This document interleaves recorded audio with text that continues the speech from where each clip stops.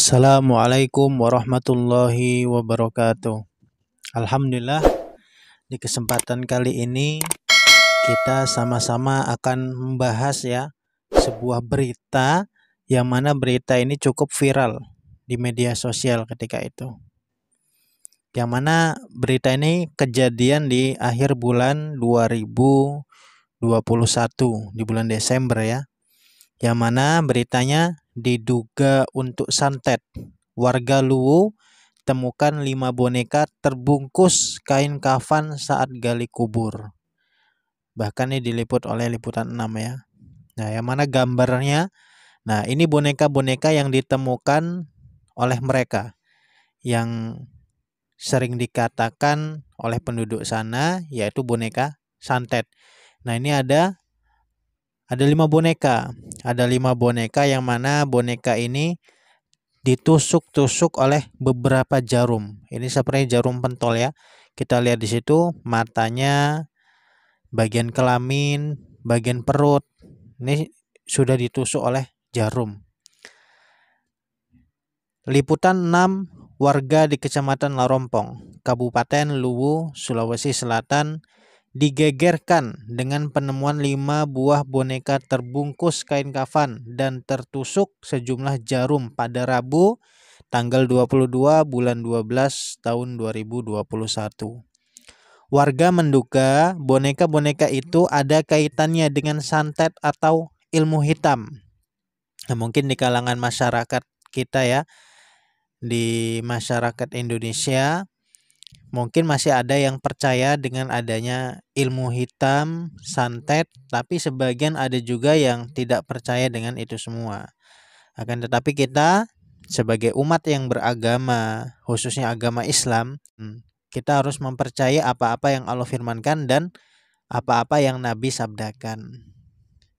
Kemudian penemuan boneka itu belakangan viral di media sosial setelah salah seseorang pengguna Facebook yakni Lia Narlia Nasrullah mengunggah sebuah foto dan sebuah video di laman Facebook miliknya. Hingga kini sedikitnya unggahan itu telah dibagikan lebih dari 6.000 kali. Sudah banyak yang share berita itu ya. Astaghfirullahaladzim, la ilaha illallah. Ini kejadiannya di Larompong. Ditemukan boneka yang dibungkus kain kafan, kemudian ditusuk-tusuk pakai jarum. Tulis Lia Narlia Nasrullah dalam unggahannya. Kemudian saat dikonfirmasi, Narlia menuturkan bahwa boneka diduga boneka santet itu pertama kali ditemukan saat proses menggali kubur. Dilakukan lantaran ada seorang anggota keluarga Narlia yang meninggal dunia. Tukang gali kubur pun sempat panik saat ia menemukan 5 buah boneka yang terbungkus kain kafan dan tertusuk jarum. Jadi boneka ini ditemukan di kuburan ya saat ingin menggali kubur. Kejadian di TPU Puang Baba daerah Larompong, boneka itu ditemukan pas gali kubur karena ada keluarga kami yang mau dikebumikan. Kira-kira baru setengah meter dalamnya digali, boneka itu ditemukan. Kemudian Narlia menduga boneka itu ada kaitannya dengan santet atau yang oleh warga setempat lebih dikenal dengan sebutan doti. Saat ini kelima boneka itu pun diamankan oleh salah seorang warga agar tidak meresahkan masyarakat.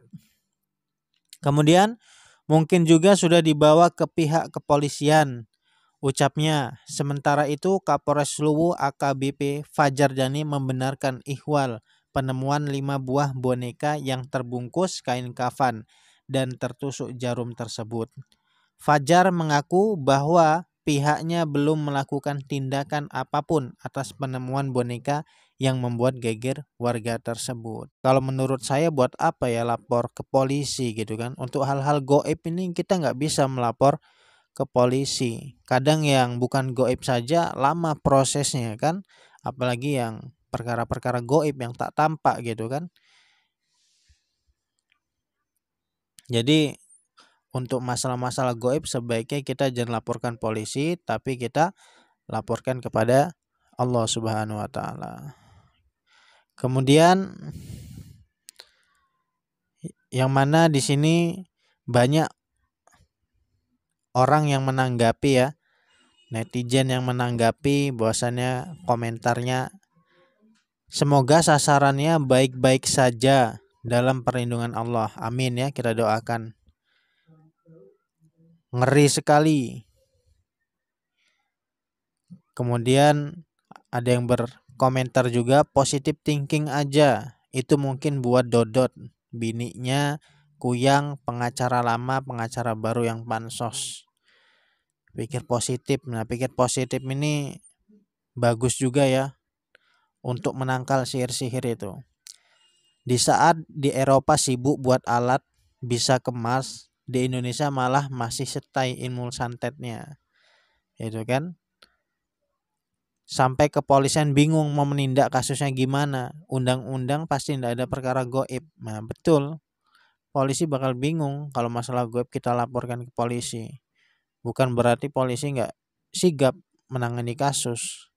Akan tetapi bingung kalau masalah-masalah kayak gini mereka yang menangani.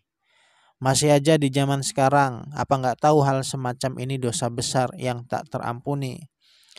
Justru zaman sekarang ini malah banyak perkara-perkara seperti itu. Karena sangat mudah untuk mencari foto-foto si korban ya. Ngeri ya. Allah, semoga kita semua dalam lindungan Allah Subhanahu wa taala. Amin. Ada bapaknya, ada emaknya, ada anak-anak. Innalillah. Nah, ini maksud dia, jadi 5 boneka itu ditujukan kepada satu keluarga. Yang mana anak, ibunya, bapaknya, dan kakak adik lainnya. Zikir pagi petang itu benteng yang kokoh, terhindar dari segala kejelekan dan tentunya amalan solih lainnya. Betul ya? Inna waliyallahu alladzi nazzalal kitab wa huwa yatawallas sholihin. Sebaik-baik pelindung itu pelindung dari Allah Subhanahu wa taala. Dialah Allah yang melindungi orang-orang soleh. Untuk mendapatkan perlindungan dari Allah, hendaknya kita meningkatkan keimanan ketakwaan kita kepada Allah. Wow, canggih, ide cemerlang buat pertahanan Indonesia.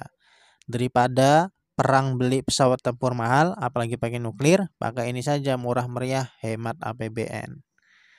Nah, ini lelucon ya dari netizen tentang santet. Pas banget lihat ini jam 12 malam. Nah, ini orang yang komentar seperti ini itu dia punya keyakinan yang cukup banyak tentang ilmu santet, tentang sihir, sehingga dia komentar seperti ini. Ketakutan dia. Lihatnya jam 12 malam. Astagfirullah, jarumnya sampai di mata, di kepala, di kemaluan. Keji sekali biasanya. Kayak gini semata-mata bukan karena cinta aja, ada yang karena bisnis dan warisan. Nah, emang perkara sihir ini emang bisa dilakukan dikarenakan banyak penyebabnya.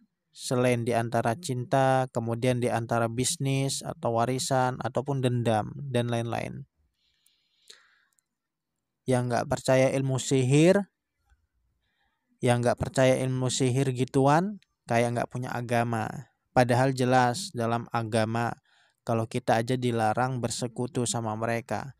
Kalau emang yang mistis itu nggak ada, ya kali agama ngelarang. Nah, jadi kita emang harus percaya adanya ilmu sihir, harus percaya adanya ilmu goib dan perkara goib lainnya. Akan tetapi ketika kita mempercayai itu semua, kita tidak boleh berlebihan sehingga kita jadi ketakutan sendiri. Itu akan merusak kejiwaan kita, psikologi kita, mental kita. Kita cukup percaya, kita imani.